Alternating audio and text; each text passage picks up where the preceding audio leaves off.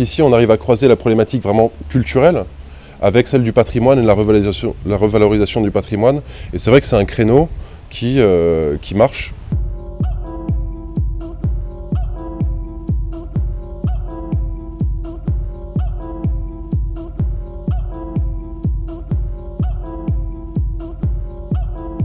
C'est un projet culturel qui se développe à la Maison de Lorette, dans le 5e arrondissement, sur les pentes de Fourvière, qui comporte plusieurs choses. On crée un festival de musique contemporaine qui va se passer cette année pour la première édition du 20 juin au 14 juillet. Et on développe aussi, ce sera plus pour l'année prochaine, une résidence artistique et une résidence intellectuelle. Alors le mot est un peu pompeux, mais l'idée c'est simplement d'animer cette maison avec des conférences, des colloques, bref, de pouvoir avoir la liberté simplement de poser toutes les questions qui nous semblent intéressantes aujourd'hui. Sur perspective, ça veut dire vue du dessus. Et vue du dessus, ça nous paraissait assez bonne définition de la culture en fait. Ça nous permet de voir les choses avec un point de vue un peu plus élevé et si ça peut être super, c'est pas plus mal.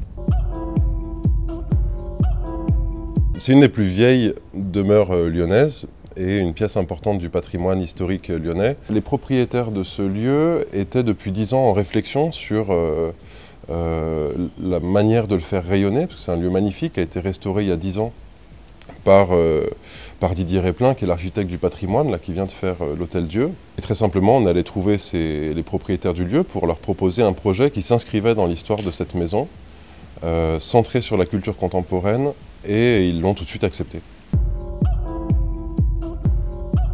Ça nous a paru vraiment intéressant de cultiver cette identité artistique de musique contemporaine, d'abord parce que c'est une étiquette qui est très répulsive. Quand on entend parler de musique contemporaine, on pense tout de suite, alors voilà, l'exemple classique c'est Boulez, c'est une musique très intellectualisée, une musique qui ne touche personne parce qu'il n'y a plus de rythme, plus de mélodie. Et ce qui nous paraissait intéressant avec François, c'est de prendre le contre-pied de cet a priori très négatif qu'on a sur la musique contemporaine. Donc il y a une dominante dans notre festival et dans notre programmation de la musique contemporaine au sens, une autre évolution de la musique savante et donc classique. On voulait prendre cette musique contemporaine au sens très prosaïque et littéral de la musique de maintenant, quoi.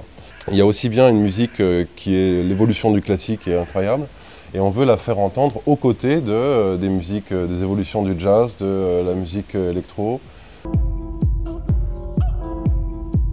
Pour financer notre projet, on a surtout recours à du financement privé pour cette première année, pour la simple et bonne raison d'abord que la plupart des subventions publiques, si elles tomberont la deuxième année parce qu'ils attendent un peu pour voir.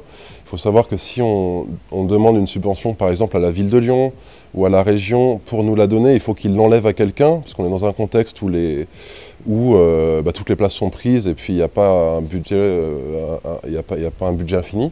L'essentiel de notre financement est privé et donc ce qui a rendu possible en fait tout ça, c'est simplement du mécénat et la chance qu'on a eue c'est de partir avec à la fois un bon réseau et des vrais arguments en fait à faire valoir pour justifier la participation de partenaires privés.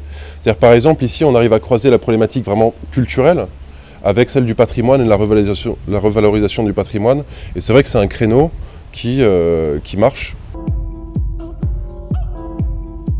En un an, travailler en même temps sur les questions artistiques qui sont les plus passionnantes et qu'on a tendance à faire en premier, la programmation, et heureusement qu'on l'a fait en premier parce qu'on ne va pas attendre la veille du festival pour la voir, mais donc entre le travail artistique de programmation, la levée de fonds, la communication, toutes les questions de logistique et de choix des fournisseurs et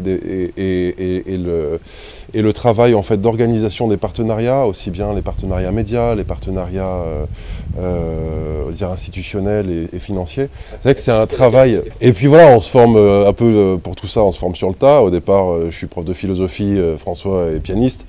Bon, et c'est du travail quoi.